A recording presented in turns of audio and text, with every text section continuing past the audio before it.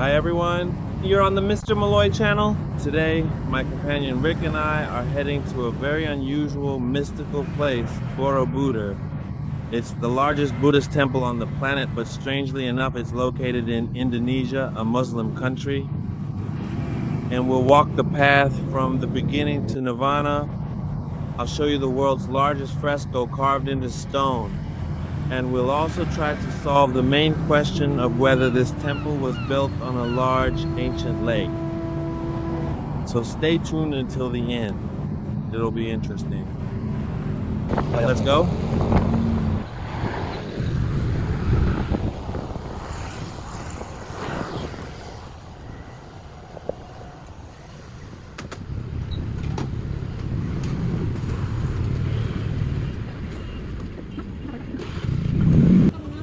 So, we've arrived at the gas station to fill up before hitting the road.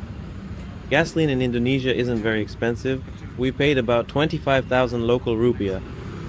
That's roughly around $2 or maybe even $1.50 for 2 liters of gasoline.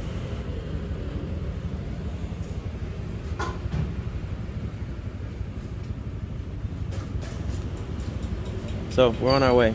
Ahead of us is about an hour and a half of scenic road to the great Borobudur. And while we enjoy these views of Java to the sound of the engine, I want to tell you a little about the place we just left. About the city of Yogyakarta. The locals simply call it Jogja.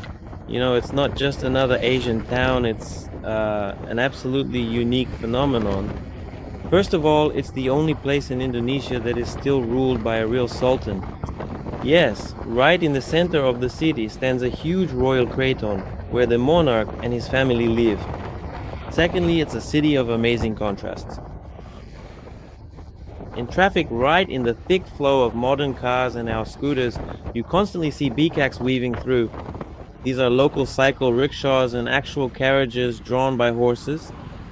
It looks like a journey through time. And Yogyakarta is also the cultural and student capital of the country. Young people from all over Indonesia come here, so the city is infused with creativity, with cool street art everywhere, atmospheric secret coffee shops, and very, very low prices, even by Indonesian standards. But the coolest thing here is the local quirks that blow your mind.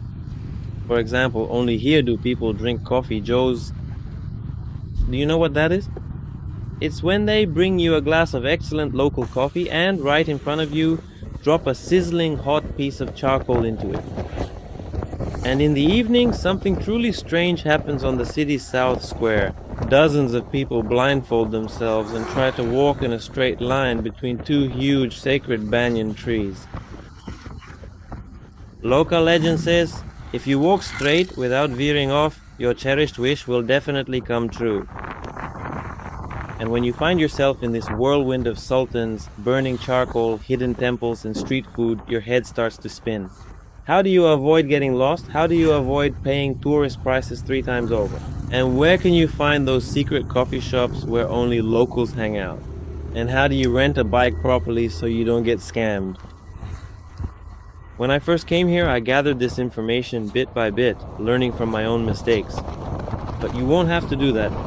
I've put together all the juiciest highlights, step-by-step daily itineraries, secret spots you won't find in free travel guides, a financial checklist with real prices, and lists of trusted places in my own author's guide to Yogyakarta.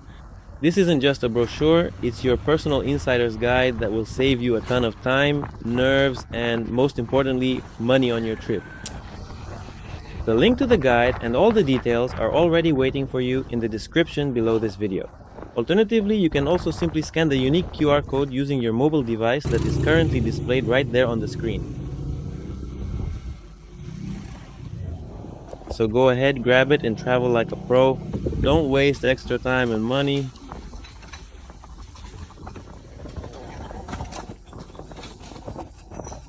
Now let's continue along our scenic way toward the ancient temple. And while we walk, I'll share with you some intriguing facts related to this historic place.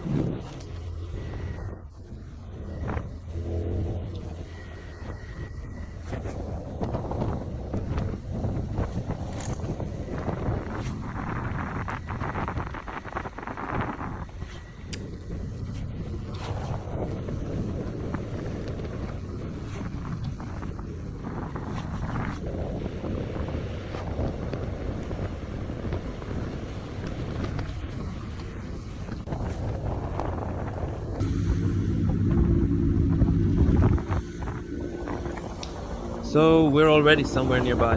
We see cars that are also heading for the tour, so we only have a little bit left to drive. This temple holds a dark and mesmerizing secret. In the 14th century, people simply abandoned it. Scientists still argue about why, but one of the main reasons is the powerful eruption of the nearby Merapi volcano. As a result, this masterpiece was completely buried under a thick layer of volcanic ash and swallowed up by impenetrable jungle. Borobudur literally disappeared from the face of the earth for several centuries. The local people only passed down legends by word of mouth about a mysterious mountain of statues. The temple remained underground until 1814. It was then that the British governor of Java, Sir Thomas Stamford Raffles, heard these local tales and sent an expedition to excavate the hill. What they unearthed shocked the world. It turned out that the temple was a massive stepped pyramid with 9 levels, symbolizing a person's journey toward enlightenment, from earthly desires at the base to Nirvana at the very top.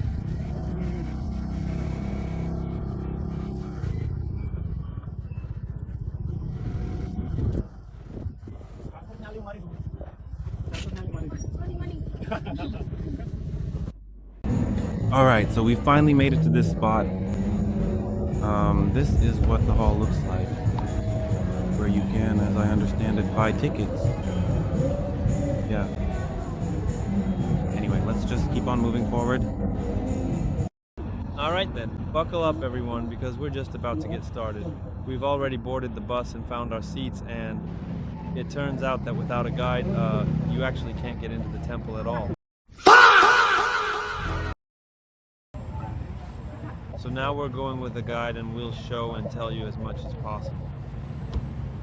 You ready?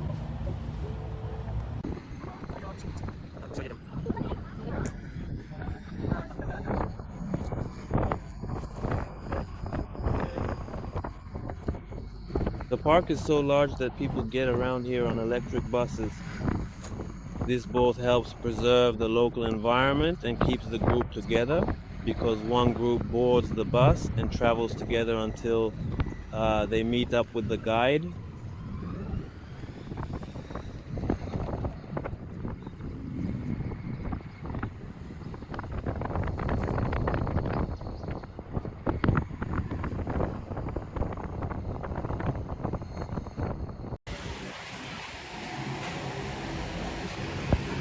Look at this interesting detail.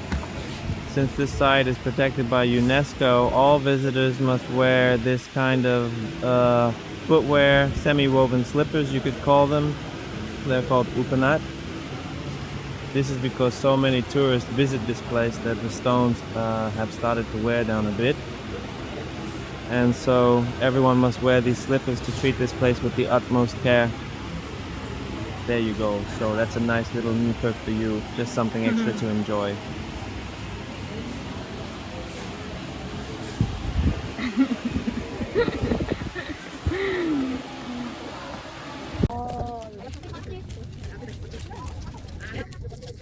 So basically there was a little mix-up. I thought there would only be 3 floors, but actually there are 10.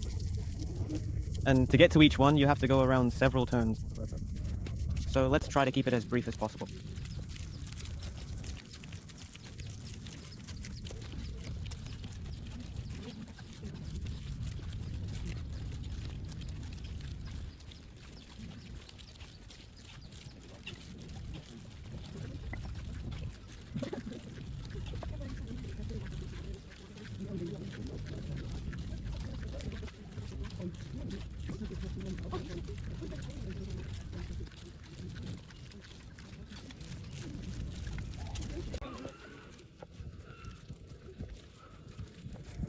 Basically, to climb up right here, where there is a magnificent mosaic of Buddha stretching all the way to the very top, you will need to walk about 40 long kilometers upward, and then you will finally reach the state of Nirvana.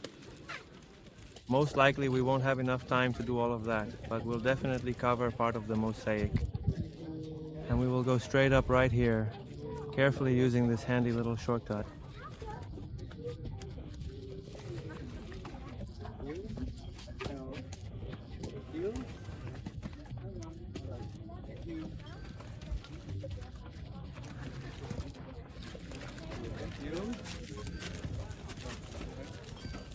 So here we are at the very base of the temple. It's designed as a 3D mandala, and it features this kind of mosaic here. You can see it right here, yeah. This actually represents the Buddha's path to enlightenment. To reach this enlightenment, you have to complete 10 circles. One circle is about 4 kilometers. So, we won't have enough time to walk all that, of course, so we'll just go straight.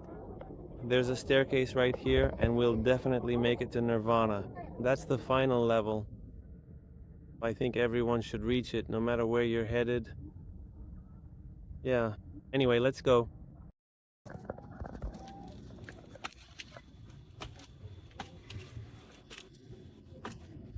And here we have the first level. The first level of the mosaic begins, which leads the way to enlightenment.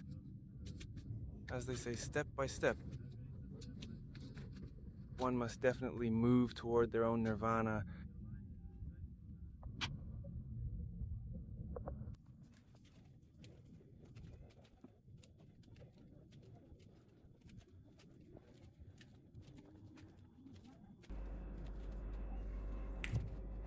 The first level of the gallery is the world of forms. The walls here are decorated with more than 2,600 different panels. If you were to line them up in a single row, you would get a wall about 6 kilometers long. These are the longest stone comics in the world. They tell in detail about the laws of karma, causes and effects, and the stories of life of the Buddha. It's amazing that all of this was carved by hand from hard volcanic rock, more than 1,200 years ago without the use of any cement. There are about 500 of them here.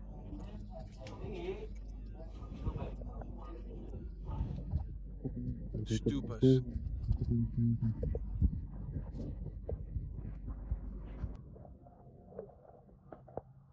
So this is the 5th level. I decided to show you the incredible view from right here and exactly what you can see. And I also wanted to show you what lies directly ahead of us. Over there, though it might be quite hard to see clearly, that is actually a massive volcano.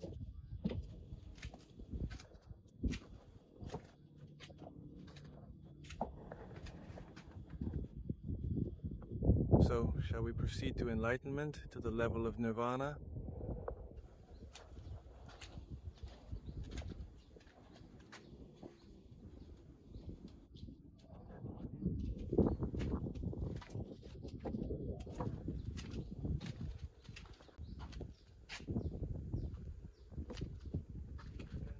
We've reached the final level, and this level is called the formless one.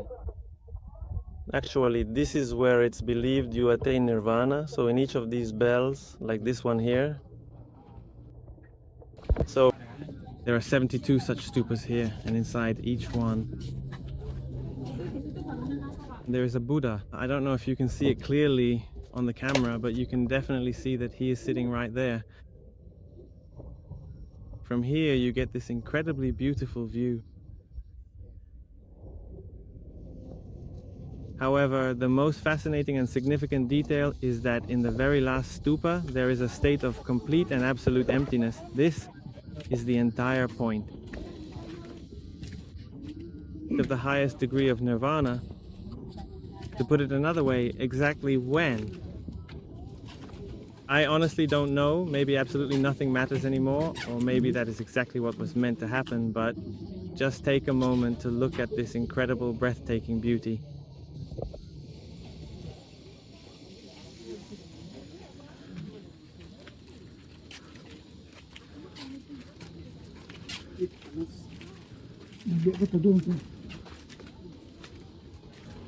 Yeah, it's a very interesting place. I've never been anywhere like this before.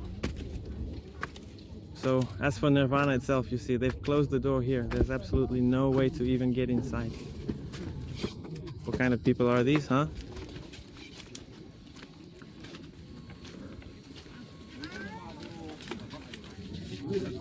Well, I guess we'll just have to take their word for it that there's no one in there.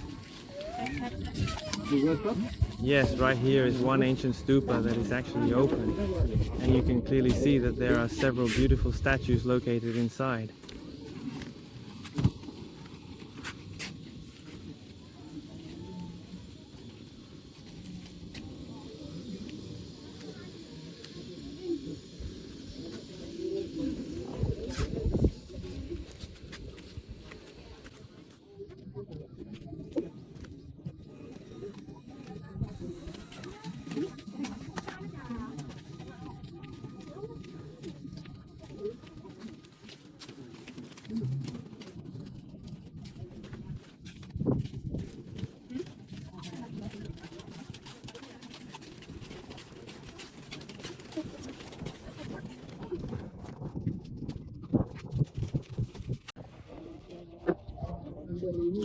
And now take a look at the most interesting part.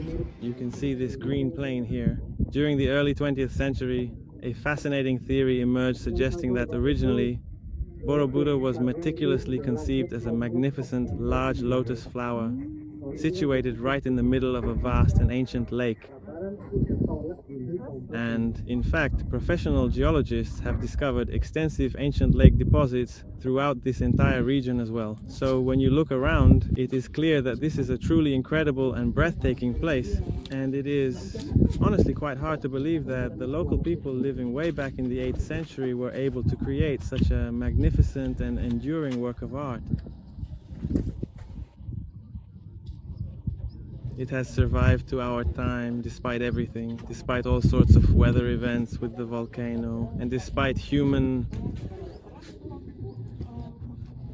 So friends, what do you think of the theory that this temple was once a lotus in the middle of a lake and has been preserved in such perfect condition? Nowadays it's protected by UNESCO, so if you're interested in videos like this, be sure to subscribe to the channel. And in the next video, we'll be heading off. In the next video, you will learn a fascinating and detailed historical account about a temple in Indonesia, as well as a deeply moving and incredibly beautiful romantic legend connected to it, which took place many centuries ago, long before our modern era even began. So be sure to subscribe to the channel.